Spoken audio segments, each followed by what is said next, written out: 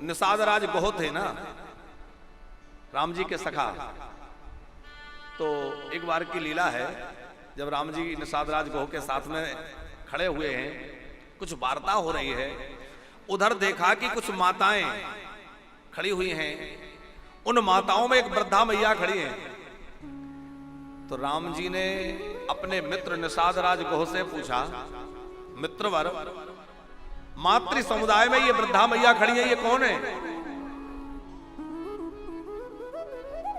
निषाद राज ने कहा कि भगवान, यह है मेरी पूजनीय माताजी हैं। तो राम जी जिस भाव से कौशल्या जी को प्रणाम करते हैं ना, वैसे ही साष्टांग भूमि पर लेट करके निषाद राज गोह की माता को प्रणाम किया। मेरे मित्र की मां है, मतलब मेरी मां है। अपने मां की तरह निषाद की मां को जब प्रणाम किया तो उन वृद्धा मैया के शुष्क पयोधरों से दुग्ध झरने लग गया, वात्सल्य से भर गई।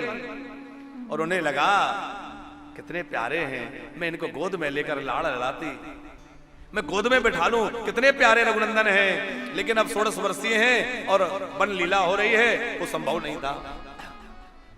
लेकिन राम जी तो उस भाव को समझ गए। तो राम जी ने विचार किया कि इनका भाव पूर्ण होना चाहिए। तो वह निषाद राज गोह की जो मां है, वो श्री कृष्ण लीला में फल विक्रयणी बनी। गोकुल लीलाओं में एक लीला है कि नंदनंदन जब गोकुल में ही विराजे थे, तो वहां एक फल विक्रयणी गली में आवाज लगा रही थी, अरे कोई फल ले लो, अरे कोई फल ले लो। छोटे से कन्हैया, पैरों में नूपुर, कमर में करधनी, पीली जगुलिया, 3 साढ़े 3 वर्ष के कन्हैया, और रुनझुन पायल करते हुए आंगन में दौड़े और मन में सोचने लगे कि दुनिया को फल तो मैं देता हूं, फल देना काम मेरा है, और ये कौन आ गई जो कह रही है फल ले लो। तो दौड़ कर गए, और दौड़ कर गए तो उस फल विक्रयणी ने अपनी टोकरी नीचे रख दी, उसमें बड़े सुंदर फल रखे हुए थे।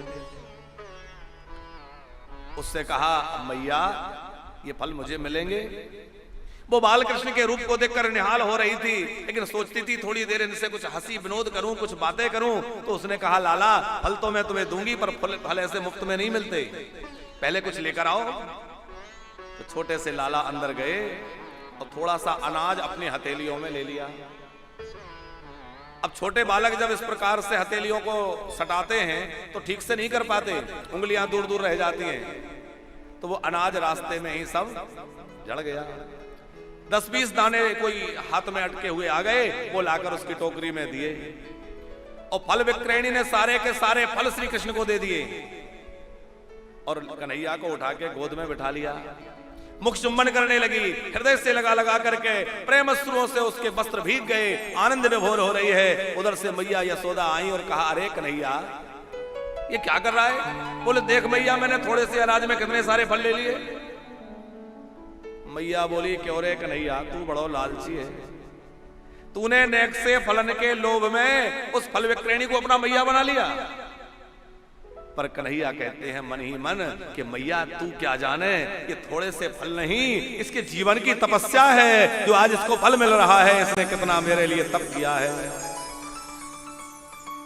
तो वो निषाद राज गोह की मां फल विक्रयणी बनी, और यहां लाला ने उनकी गोद में बैठ करके वह भाव पूर्ण किया जो उनका उस समय भाव लगा था।